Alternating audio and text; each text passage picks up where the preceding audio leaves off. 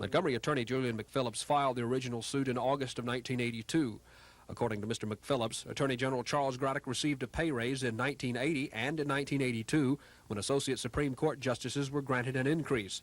State law ties the salary of the Attorney General to that of an Associate Justice. But Mr. McPhillips says Section 118 of the Alabama Constitution prohibits Mr. Braddock from receiving the extra pay until the beginning of a second term of office. The same section of the Constitution doesn't prohibit the judge's raise because of special provisions in the judicial article. Attorney McPhillips also wanted Mr. Braddock to pay back about $30,000 he says he was given illegally in the raises. By the time the case was heard, a new term had begun, and both sides agreed the Attorney General was now entitled to the pay increases. Circuit Judge Sam Taylor ruled that the Constitution does prevail over the statute tying the Attorney General's pay to that of an Associate Supreme Court Justice. But the judge didn't rule on the repayment question. Mr. Braddock's attorney, Oakley Melton, appealed the ruling, and this morning both attorneys argued many of the same points before the highest court in the state. The justices took the case under advisement. There's no word when a ruling will come. Dennis Latham, WSFA TV News at the Supreme Court. Worry Taylor, 49 years old, from Warren, Ohio, is said to be one of 4 men who beat and shot Detective Les Brown. The prosecution says on the night of February 27th, Brown and his partner Eddie Spivey were on routine police work when they went into the Taylor home on Todd Road. District Attorney Jimmy Evans says Taylor and his family kept the 2 officers in the house, took their weapons, and beat them.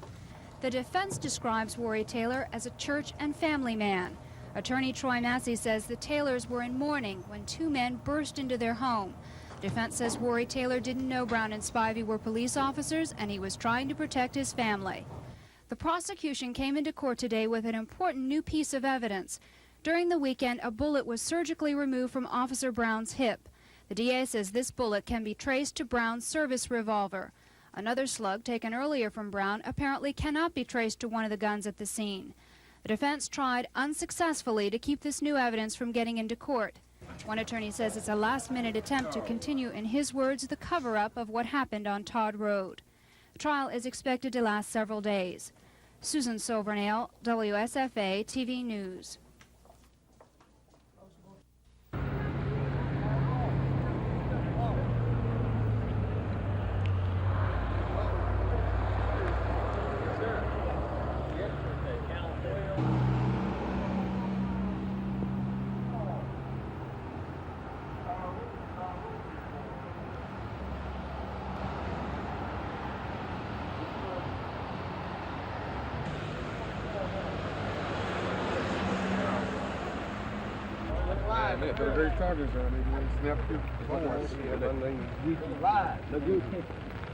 One time, you over there. Go, look alive.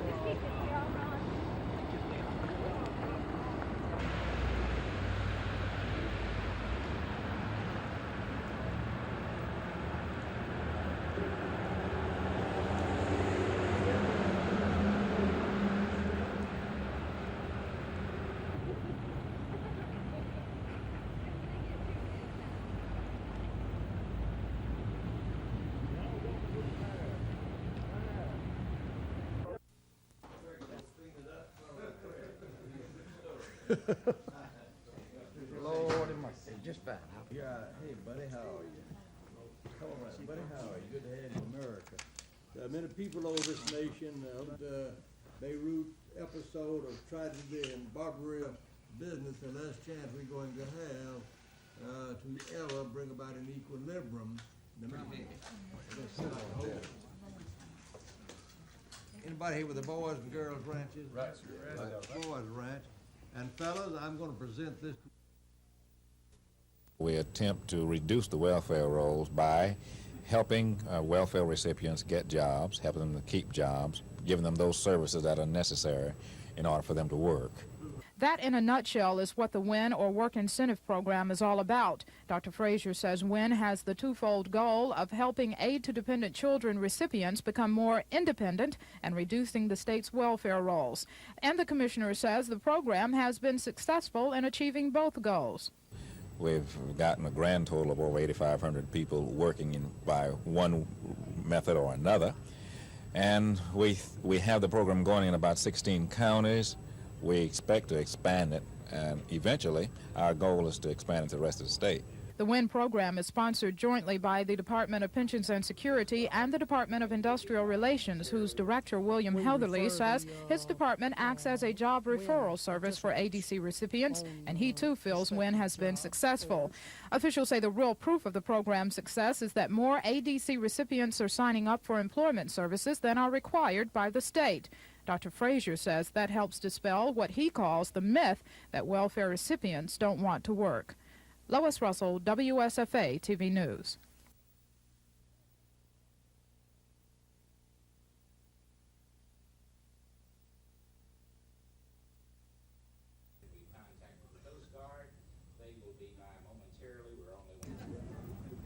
This afternoon, our Office of County Operations, Mr. McCartney, please usher. We've gotten a grand total of over 8,500 people working by one method or another. And we have the program going in about 16 counties. We expect to expand it, and eventually our goal is to expand it to the rest of the state. That it is endorsed by a broad segment of organizations throughout this state and throughout the country, and I feel it's a very viable program and a very good program. Yeah.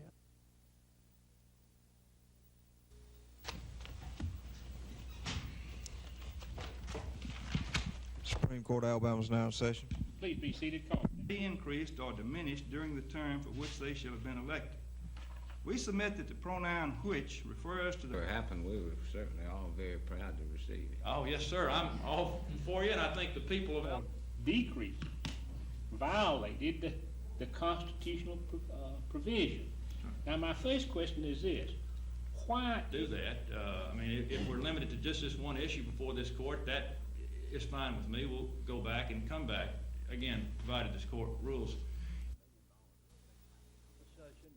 There are about $16 million in the state bank account that haven't been spent. The money is revenue from the state's oil tax, which was tied up while the legitimacy of the tax was argued in court. The state won the suit. Now, Governor Wallace wants the legislature to come into session to consider his spending plan. You've got, after Thanksgiving, then you've got the Christmas season coming behind that, and there may be other items of legislation which have to be addressed between now and the regular session. The urgency of the session centers on prisons. A federal court spring '84 deadline to ease overcrowding in jails hangs over the state. The governor wants to spend $5 million on a new prison. He wants to spend another $4 million to help pay for a staff at the West Jefferson County Prison, $1 million for staff at the partially open mental health center for the criminally insane in Tuscaloosa, and $3 million for the renovation of the interior of the Capitol, and $1 million to pay for Attorney General Charles Graddick's fine for contempt of court while ending the state intensive restitution program. The session surprised many legislators who rushed to take their oath of office. Most legislators didn't expect to take their oath until January. And the stepped-up pace has the Secretary of State's office working to ease its concern about certifying votes, which brought the legislators into office, a process not originally scheduled to take place for another week. And the House and Senate staff is sprinting to gear up its temporary workers, and House officials are working on the electronic voting machine, hoping it'll be in order for tomorrow's session. The session begins at 4, and the governor plans to address them around 6. Chris Grimshaw, WSFA TV News at the Capitol. Having lost, Steph Lance, Lena Kimber, Marianne Gilmore, Steph Mitchell, Lisa Kimber, Tina Russell, Jill Curtis, Rick Lansing, Alfie Armstrong, Michelle Dunlap, Julie Hunter, Monica Roy, Ruth Butler, Lori Cole, Jerry Wilson,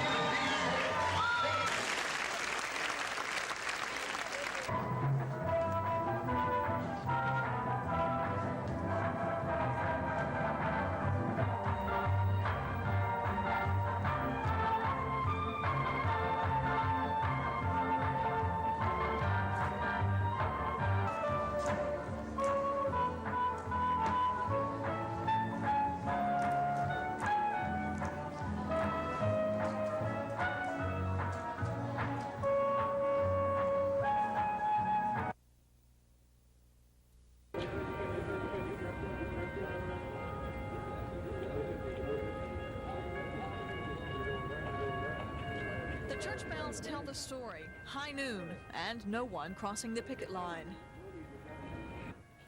Noon was the deadline for employees to hang up their signs and accept the company's new contract offer of a 9.5% cut in salary, along with cuts in benefits.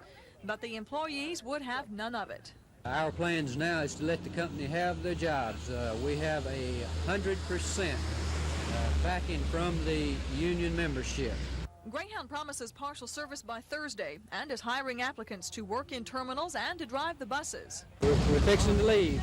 We're not accepting the jobs that the company's got to offer and the contract that they've got to offer. We're refusing the contract. We're refusing our jobs. We're refusing to come back unless we do negotiate with the company. Gina Gregory, WSFA TV News. All but the regular picket line holders. Everybody, let's go. What are they, formal polls? I'm a regular picket line.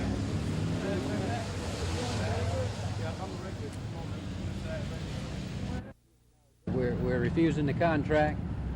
We're refusing our jobs. We're refusing to come back unless we do negotiate with the company.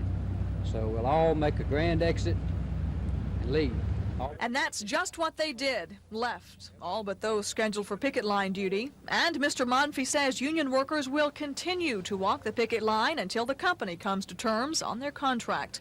But that doesn't look promising since Greyhound is hiring new employees and plans to begin partial service by Thursday. Gina Gregory, WSFA TV News.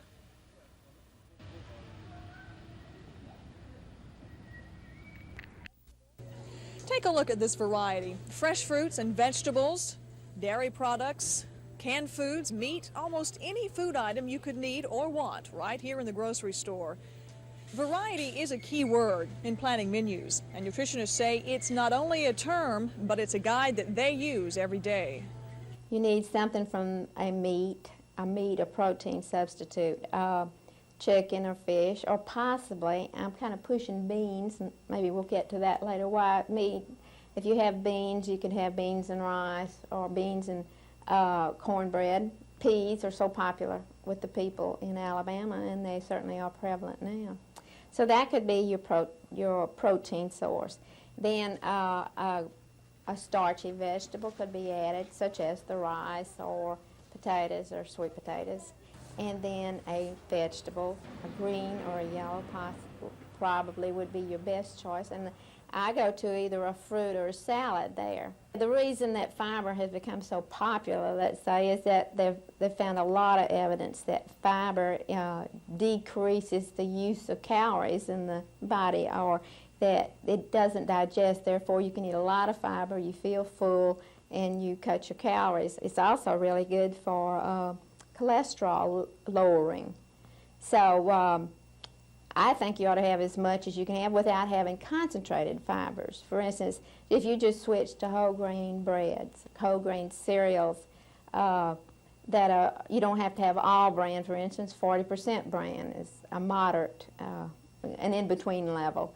If you try raw fruits and vegetables instead of cooked, you're increasing your fiber. We need about 40 nutrients to stay healthy. They include vitamins and minerals, which are in the foods we eat. And most foods contain more than one nutrient, but no single item supplies all the essential nutrients in the amounts we need. So that's why meal planning is important. Variety, again, is the key word in meal planning. We should eat foods from all the basic food groups, but eat them in moderation. And if we follow these basic tips to meal planning, then vitamin or mineral supplements will rarely be needed. Gina Gregory, WSFA TV News.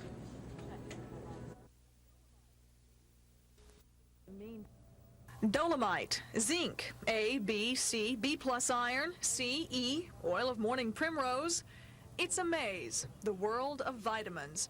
What do they do? Well, that's a good question. There are lots of books exclaiming the virtues of taking vitamins, all kinds of vitamins, some you've probably never even heard of. And many people swear by them, taking up to 10 kinds a day. Nutritionists say these people are addicted to the idea that all these are helping them in some way or another, and that more is better. But more is not better. In fact, it's harmful. There are some vitamins that are toxic. For example, vitamin A. Vitamin A is presently under fire.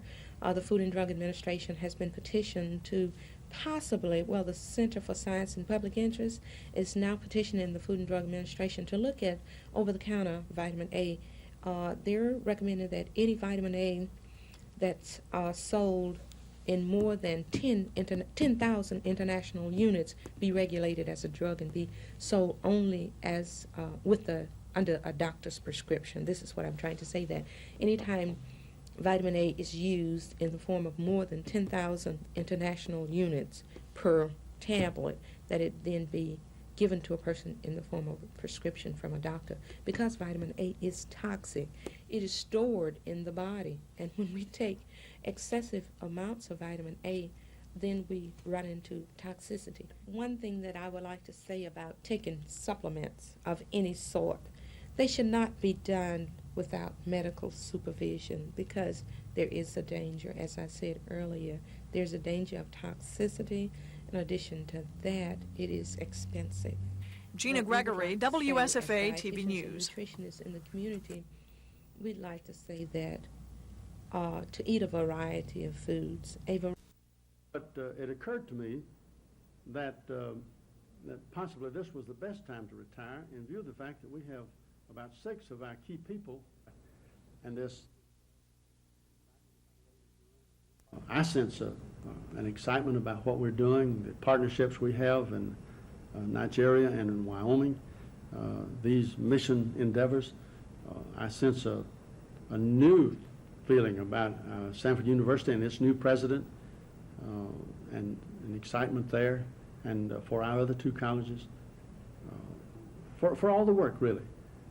We've seen a turnaround in the growth in reaching people in the Sunday school in the last 3 years, and this, I think, will continue to grow. We've seen a growth in the number of people baptized in the membership of our churches and the like. And I think the growth financially and support will continue. I predict the brightest days are yet out ahead of us.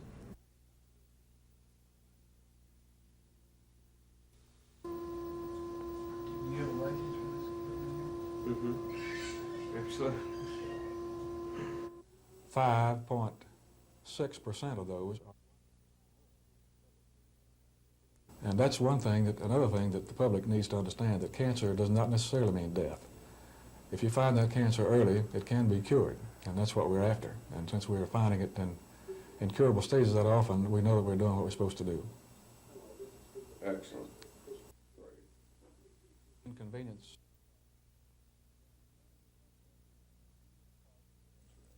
Currently, lung cancer is the leading cause of death. Right now, lung cancer is the second leading cause of cancer death in women. It's behind breast cancer.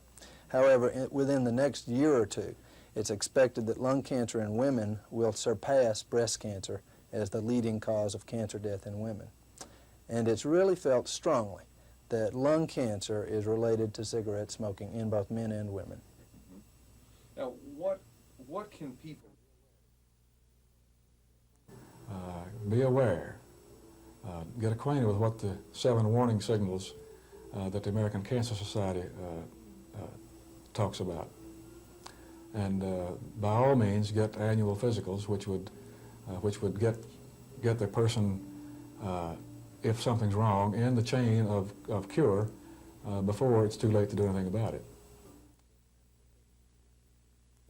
By all means, get annual physicals, which would get the person, if something's wrong, in the chain of cure before it's too late to do anything about it.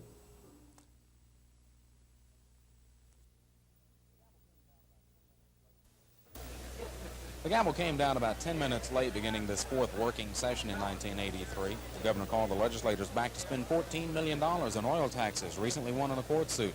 The governor wants them to spend the money to build a prison, staff another, renovate the Capitol, and pay for the expected fine of Attorney General Charles Graddick's federal court contempt charge.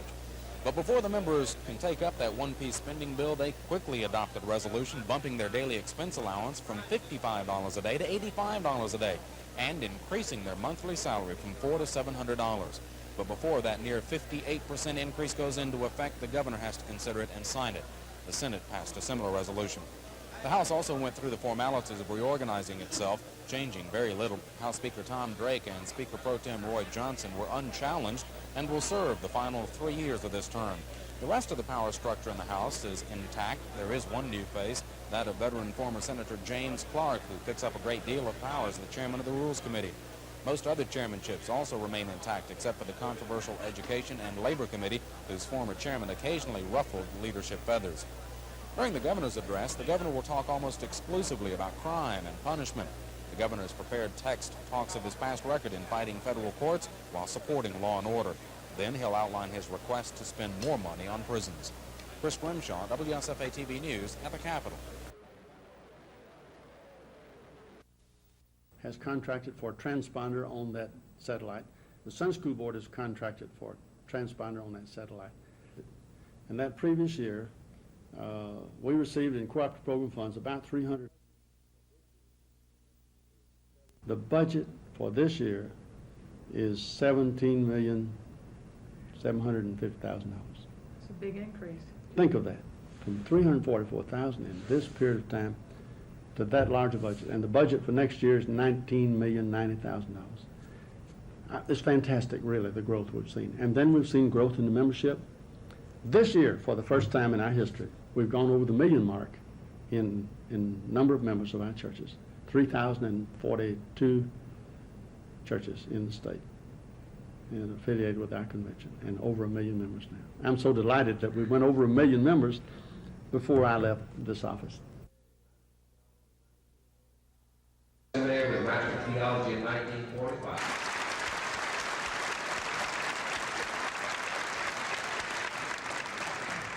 Thank you, Dr. Nelson. He is retired. We love you, we appreciate you, and we walk in your footsteps with prayers for you.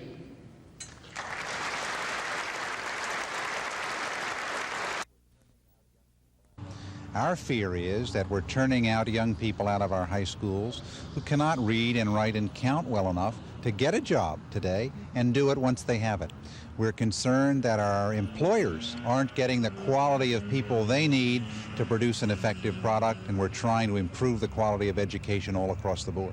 But Governor DuPont need not worry so much that Alabama high schools are turning out incompetent students. The State Board of Education has seen to it that each high school junior takes and passes the new graduation exam, which was given for the first time last month. While the exam wasn't the main topic of discussion at the business education meeting, other state and national programs were. Programs like TIP, the Talent Identification Program designed to nurture the educational development of exceptionally talented 7th graders. We feel that the future of our nation may well depend upon the ability of this nation to identify its and educate its best intellectual resources. Business leaders were still reminded of the importance of having a direct relationship between business and education, the foundation of which General Taylor Hardin says is dependent on the economic competition for Alabama with other states and with foreign countries. Kim Davis, WSFA TV News.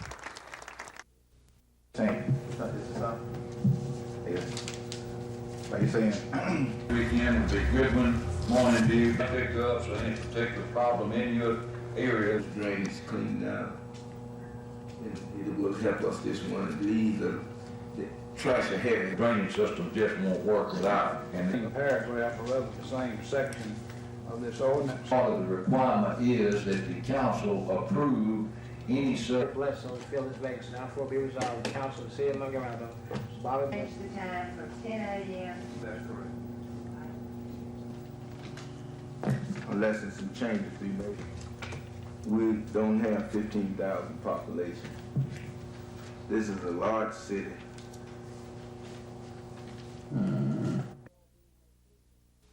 Our nation and its well-being in the future.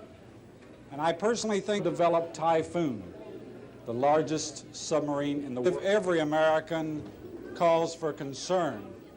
Because then canceled it, they built Backfire. In fact, they say to us that it was in 1980 that the shift occurred. It was in 1980 that they became superior to this nation. And they indicate that that will never change because the trends are in their direction. It's unpopular today to say it to an American audience, but I believe it, and that is that communist goals remain the same. They feel ordained, they feel selected by history to lead us into a new world order, whether we choose to go to that new world order or not.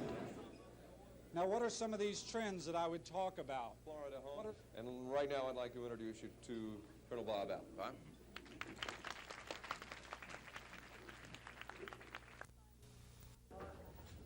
Officer Eddie Spivey has been on the stand more than 8 hours now. He has accused the man on trial, Worry Taylor, of cutting his neck and hand with a knife. Spivey has told how he was struck in the head with a fireplace poker, hit and kicked all over his body. Officer Spivey maintains that Taylor and his family knew he was a police officer. All this was to have happened at Worry Taylor's mother's house off Todd Road, and that's where the defense, prosecution, and judge went this afternoon. The prosecution tried to convince Judge Randall Thomas to let the jury come to the scene. They argued pictures don't tell the whole story. And the best way the jury can have an honest idea of distances and geographical placement of trees and houses is to be at the scene today. But the defense attorneys said since February, too much has changed at the house, and they said the state was looking for a psychological advantage. The judge thought about it for a few minutes, then decided the jury should not see the house. Late this afternoon, the defense started to cross-examine Officer Spivey. Attorneys are asking him about some discrepancies between what he said right after the incident, in a March court hearing, and now in this trial. Susan Silvernail, WSFA TV News.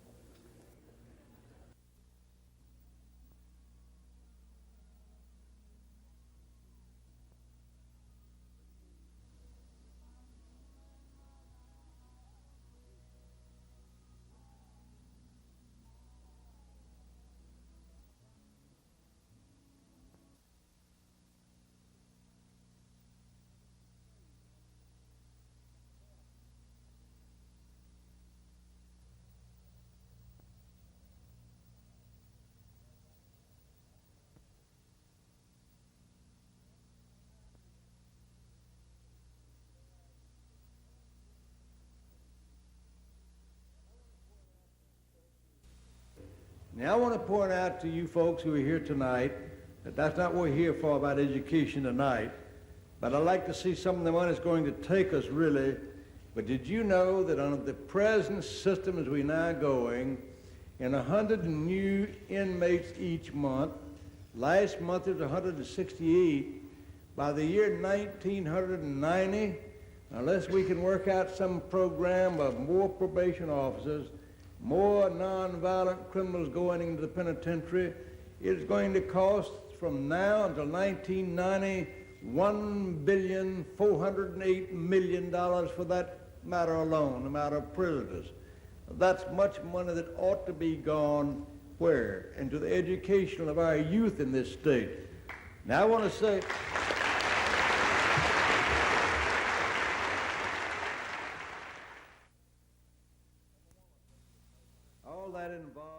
Governor Wallace wasted no time getting to the point for calling this special session, taking steps to show the federal courts that Alabama is working to provide adequate space for its inmates. But Governor Wallace blamed those same courts for creating the problem by protecting the rights of the criminals and not the victims. yes, the Warren Court has given thugs and that federal court decision control of our country, and we live in quasi-anarchy today. The spending plan Governor Wallace outlined staffs a prison and builds another. But the governor says the solution will take more, like a statewide vote next spring, to see if the people of Alabama desire to pay more taxes, which they will have to do, if they want to continue to keep masses of inmates in prison, without some other program in which we work out for nonviolent offenders of the law. The governor says those programs for nonviolent victims include the recently cut down intensive restitution program he wants put into law. I'd rather release them on an SIR program, a supervision intensive restitution, than turn them absolutely scot-free. Solemnly swear The House and Senate had some surprises of their own. One of the first things they did was pass an estimated 58% pay raise for themselves. To the best of my ability. So help me God. The vote came so quickly, some members didn't know until later they had just given themselves a pay raise. But the pay raise only goes into effect if Governor Wallace signs the measure. This first I heard about it, I didn't think about it. Chris Grimshaw, WSFA TV News at the Capitol.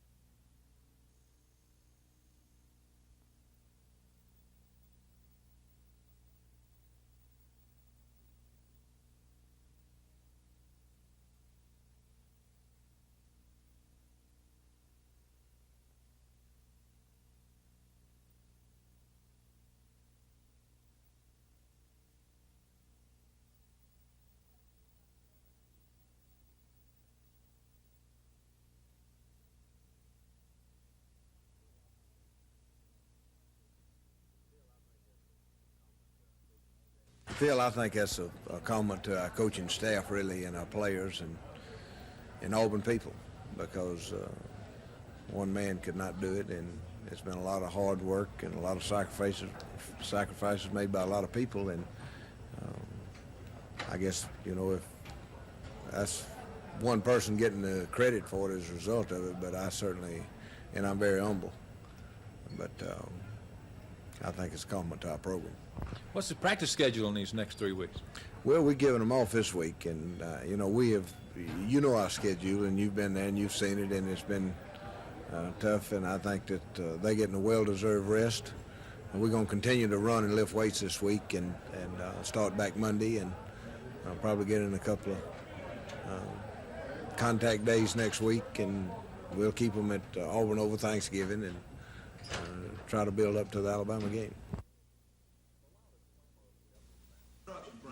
The loudest clamor over the governor's batch of bills centers on the measure which puts the controversial restitution program into law. The so-called SIR program is designed to help ease overcrowding by letting inmates out early in order to pay restitution to their victims. But Attorney General Charles Graddick, who successfully blocked the initial SIR program, told a Senate committee the restitution program is nothing more than an ongoing prison release, much worse than any one-time release of similar inmates by a federal judge. But Mr. Smith defended his program, saying it was impractical to believe the state could afford to house every inmate it sends to jail. He says while his program was in place, the inmates were properly monitored and required to pay back losses to their victims. The committee sided with the prison commissioner and passed his bill. But another committee split with Mr. Smith, agreeing to pass a bill which offers a token $5 million to build a prison, but turning down a measure asking the public whether it would favor a possible tax increase to pay for all these prisons. The Senate Budget Committee also voted not to set aside $1 million to pay for a possible federal court fine against Mr. Graddick for stopping the initial SIR program. They said it would be premature since the fine is still being argued in court. The heavily administration-oriented House committees didn't even debate most of the governor's bills before passing them intact.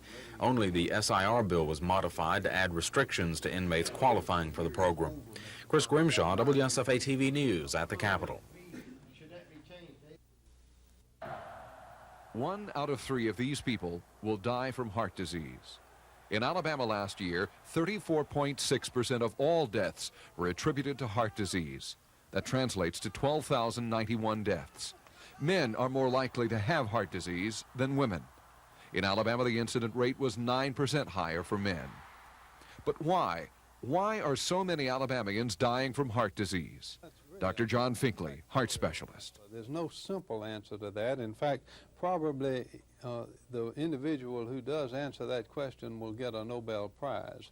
As far as we know, there are a number of things which really adversely influence the further progression of this vascular process, and those things are what we call the risk factors, and some of these risk factors are modifiable. As I think you and I have discussed before, there are certain things that we can't modify that are important, such as heredity. We just flat can't change our mother and father, but we can do things about smoking, about control of high blood pressure, about the proper dietary intake for people who have known lipid abnormalities, and these are the blood fats. Dr. Finkley and others say reduce your risk factors, stop smoking, watch your diet, especially animal fats, and balance stress with equal amounts of relaxation. And above all, monitor your blood pressure and keep it under control.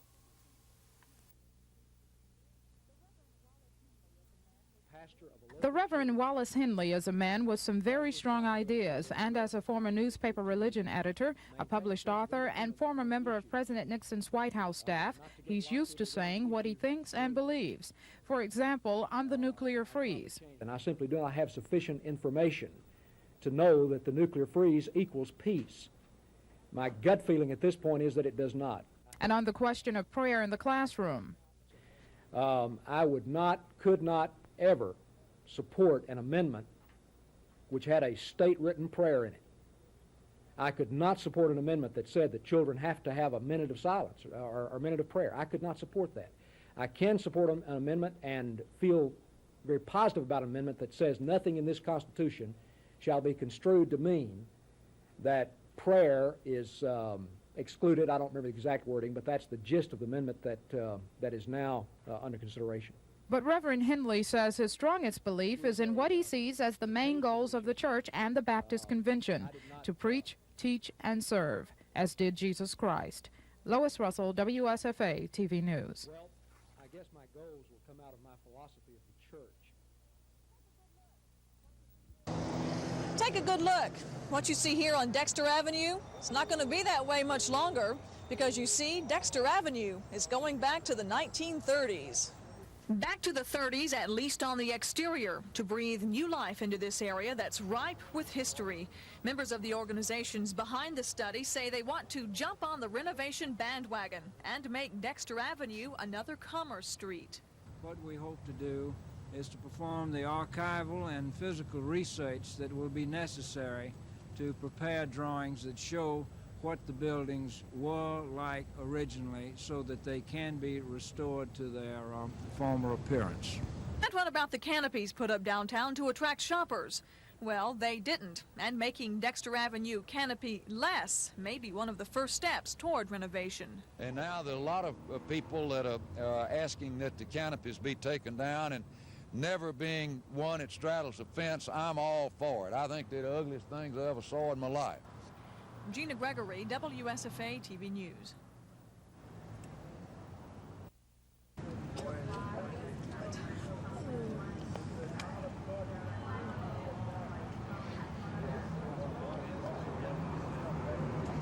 Montgomery has such a very rich treasure trove of fine buildings in its downtown. Some of them have been denatured and mutilated with later additions that tended to try to conceal its real nature, its 19th century character. And what we hope to do is to perform the archival and physical research that will be necessary to prepare drawings that show what the buildings were like originally so that they can be restored to their former appearance. Restoration plans call for a very lovely porte-cochere on the front. We cannot complete our restoration until the canopies come down. We suspect, I'm speaking now with my landmarks hat on, that when Nick finishes his study, many of the buildings are going to have canopies replaced by their original type canopy.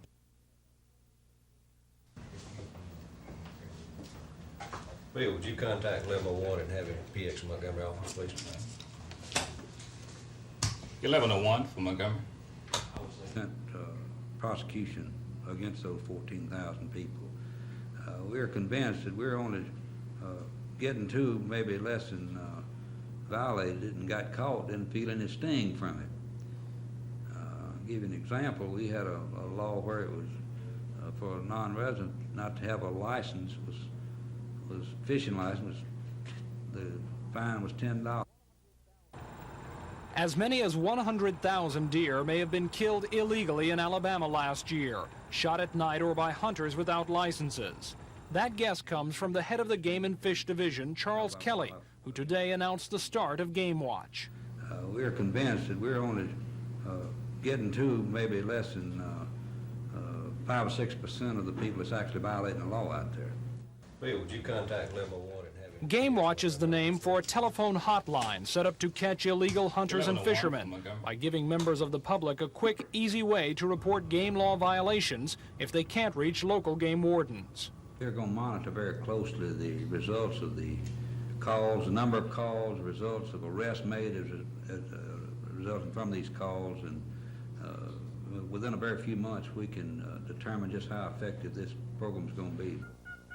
While Game Watch involves looking after all sorts of animals, officials say it will be most effective during the deer season, since that's when the most hunting violations occur.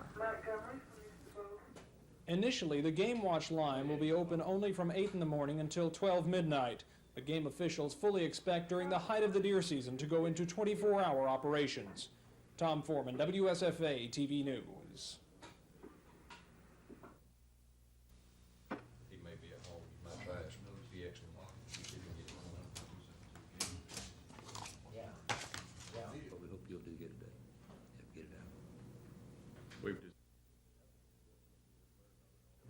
Ethical sportsmen who have learned of it are very supportive and enthusiastic. This will be a new dimension for enforcement efforts for the department personnel. We're happy to support and help them in this area.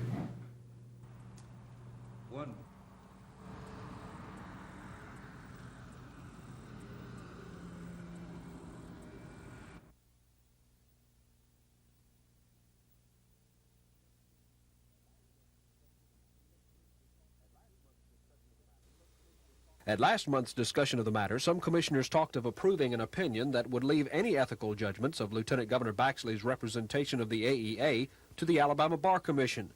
But that mood may have changed.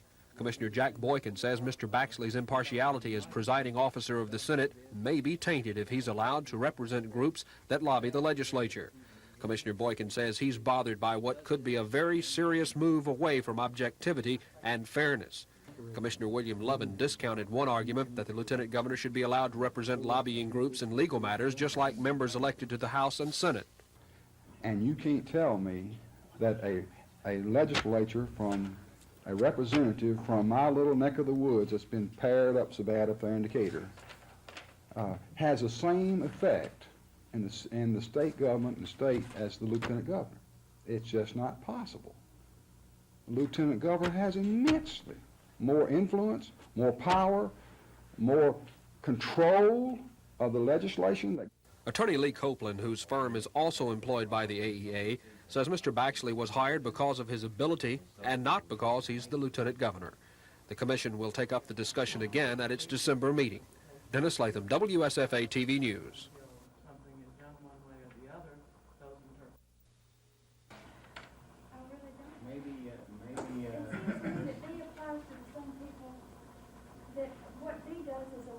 The governor step down for a week to take this trial. Well, there's no procedure in the Constitution for him to do that. Okay. And if so, he would relinquish. Have not always agreed with the interpretations that are given. However, until something listing of the expertise that's required on the in the situation. No public official shall receive any fee, salary, or wages for services provided to any of those government. Officer Les Brown said he could describe how it was in the Taylor house only one way. It was a mob atmosphere. Brown said there was a lot of yelling, cursing, hitting, and kicking. Brown said at one point the defendant, Worry Taylor, stuck a gun in his face and threatened to kill him. Brown said Taylor had his partner Eddie Spivey's .357 service revolver. Brown testified that right before he was shot, he was struggling on the floor with Willie James Taylor Sr. Brown said Willie Taylor, who's also been charged with attempted murder, had another one of the officer's weapons. The prosecution spent a good part of the day going over why the two policemen went into the Taylor house. Brown said he was chasing a young black suspect and followed him into the home. Brown said he thought somebody might be dealing drugs in the house. District Attorney Jimmy Evans said he wanted to ask Brown more questions about his suspicions, but Judge Randall Thomas said there were some legal questions about the officer's right to stop and frisk the young suspect. One of the first things the DA did this morning was to show the jury the torn and stained clothes Brown was wearing that night, clothes that stayed piled up all day in the courtroom. Susan Silvernail, WSFA TV News.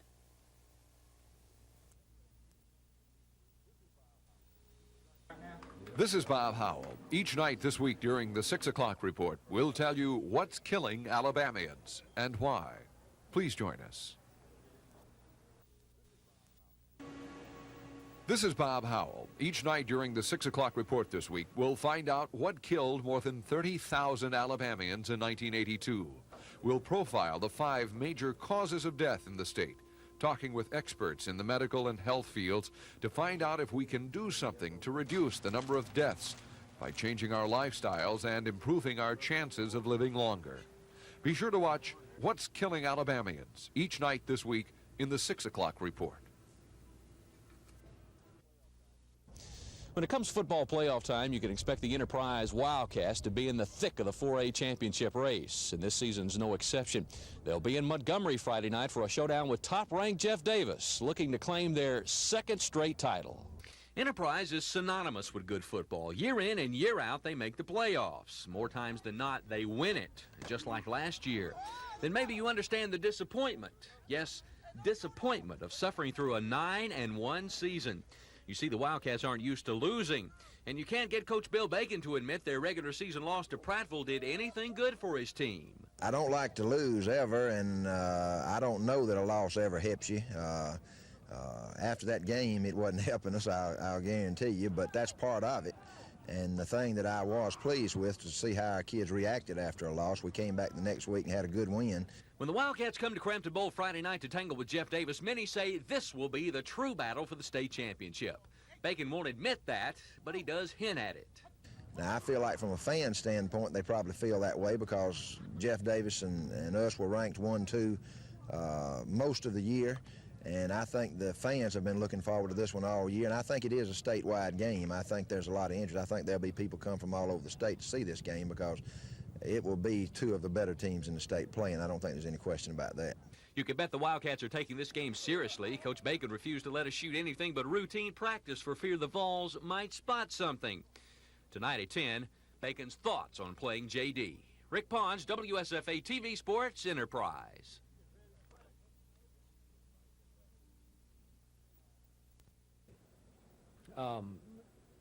I have chosen not to identify myself with any political cause. I have chosen not to the scripture. I'd probably change my mind. Well, I feel like a dog doing this. Go ahead, Jack. Is a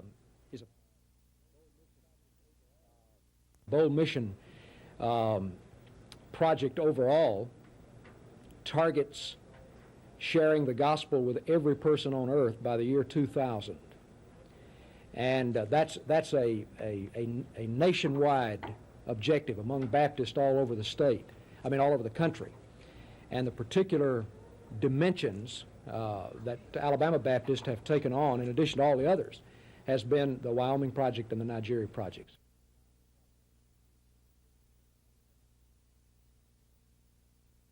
Joint Committee on Public Affairs has been a friend of mine for a long, long time, and it's a particularly difficult thing for me to. Eating too much sugar can cause tooth decay, and it can add unwanted pounds. So when you're shopping for groceries, check the ingredients. They're listed in order by the amount the product has. And if, for example, that sugar is listed first, then you'll know the product contains more sugar than anything else. The label may not list sugar, but the additive may be just that. Watch for words like sucrose, glucose, dextrose, fructose, corn syrups, and so on. They're all forms of sugar.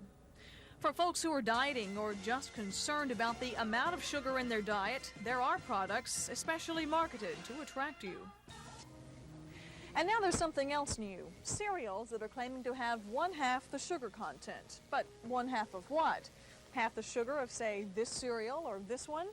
You need to check the label to see how much sugar really is in this product, because Half the sugar in half-C's still may be more than the sugar that's in either of these. Since we like to sweeten our foods and drinks but don't like the added calories, many of us use artificial sweeteners. Saccharin has been a popular product, but it's labeled a carcinogen and isn't approved by the FDA. However, aspartame, a new sugar substitute, has the FDA's approval. It's classified as a nutritive sweetener because it contains some protein. And when aspartame is in a product, such as Kool-Aid or Diet Coke, it's called NutraSweet. And when it's in a bottle or a packet, it's called Equal. Gina Gregory, WSFA TV News.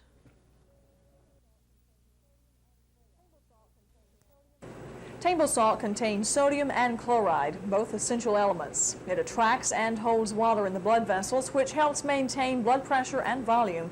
But too much sodium has been linked to high blood pressure, which affects 60 million Americans.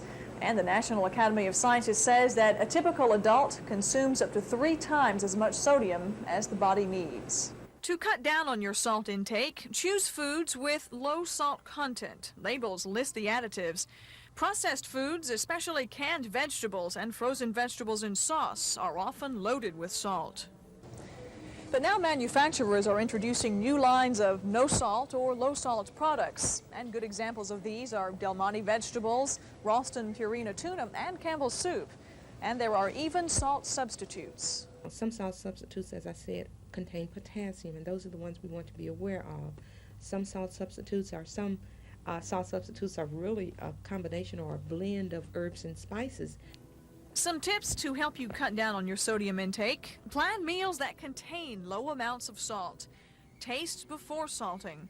Watch the amount of prepared sauces or condiments you use. Try lemon juice or vinegar or a homemade relish instead.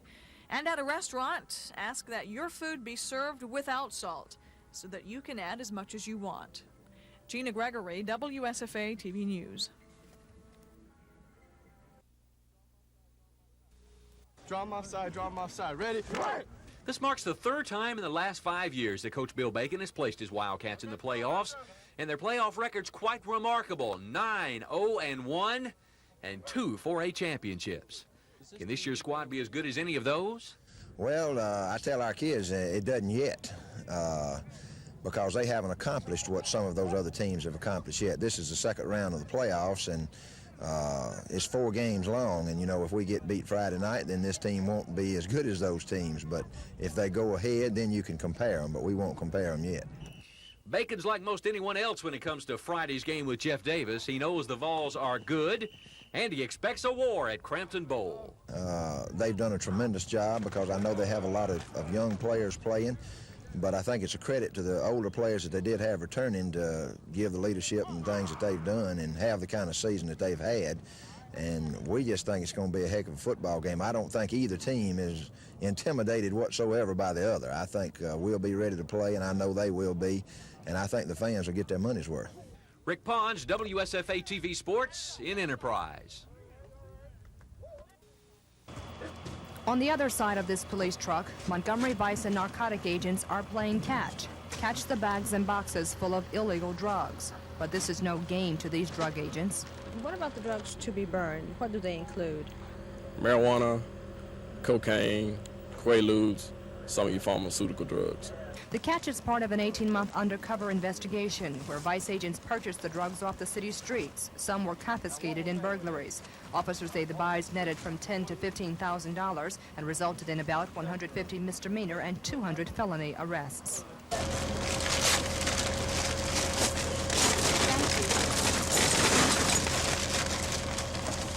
Officers opened the plastic bags and prescription bottles before dousing the pile with kerosene. Rainbow colors of pills fell into the pile.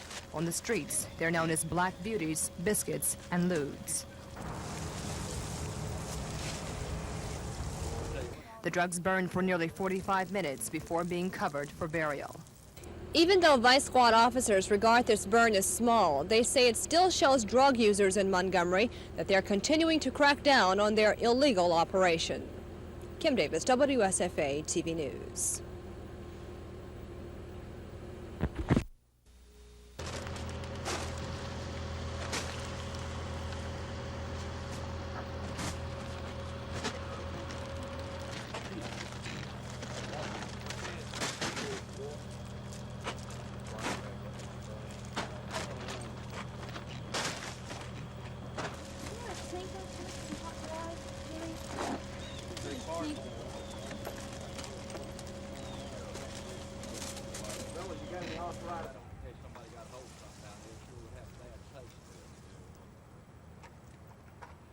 If it doesn't destroy it all the way, it fouls it out, the smell of it. The smell did drift up, nobody get high off of it because it'd be smelling the fuel off of it.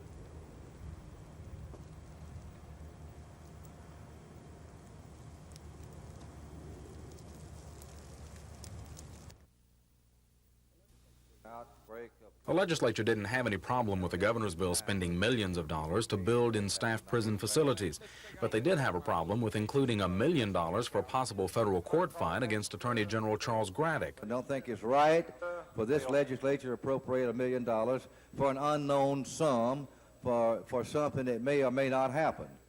The House agreed 78 to 24 to remove the money for the Graddick fine, which, if still available later, would be added to prison construction money. The Senate also erased the Graddick fine money from the bill, but they put the $1 million back into the general fund, not the prison construction fund. The controversial proposed restitution law remained controversial, yet alive. House members tacked on a list of violent crimes which will act as restrictions to inmates trying to qualify for the program. But the Senate bogged down over that issue and just quit working on the bill. The Senate will wait until next week when the House version shows up. And the House has sent the Senate a bill which will ask you next spring if you'll support more taxes for prisons. But the Senate doesn't appear excited about that measure. Its own version is still buried in committee. Both chambers will take a long weekend and will be back Monday. Chris Grimshaw, WSFA TV News at the Capitol. Mr. Speaker, I have a resolution. The defense is trying to find out why the police officers went into the Taylor home off Todd Road that night. Officer Brown has said he had to chase a young black suspect into the house to arrest him. But the defense team argues that Brown and his partner Eddie Spivey had no reason to stop and frisk the young man in the first place, and that Brown should not have pulled out his gun during the chase. Brown admitted under cross-examination that there wouldn't have been a fight inside the house if the two officers had never stopped the young man. The defense wants to bring the issue of race and racial prejudice to the forefront of this trial. The attorneys tried to get into court an excessive abuse complaint against Officer Brown. The judge said no, so they plan to present a witness, a black man who they say was hit on the head by Brown 3 years ago. The defense says they want to show a pattern on Brown's part of using excessive force and racial slurs against black suspects. The court excused Brown from the stand for a while so he could go to physical therapy for the injuries he suffered February 27th. The pace of the trial is slow. Both sides say it's lasting much longer than they expected. And in the front row of the courtroom today, Mayor Emery Fulmer. Susan Silvernail, WSFA TV News. I have 62, 62. It's 50 if you want to make it even. It's 50, okay. Alabama-Auburn game?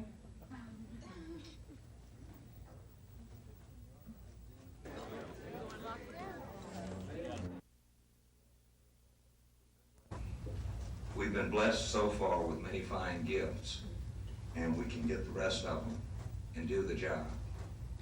So, the task is ahead of us. Let's make it happen. The meeting is adjourned.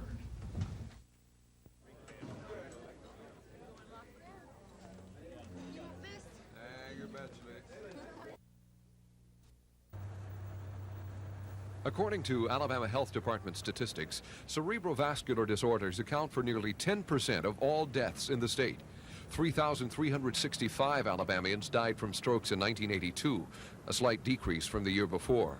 Doctors and health professionals agree that one of the major contributing factors to strokes is hypertension or high blood pressure. And as with heart disease, hypertension needs to be diagnosed early and its risk factors controlled. Sparky Adams directs the State Health Department's Division of Hypertension. Several risk factors for high blood pressure. One, of course, is being black. Another risk factor is being overweight, smoking, possibly a large risk factor.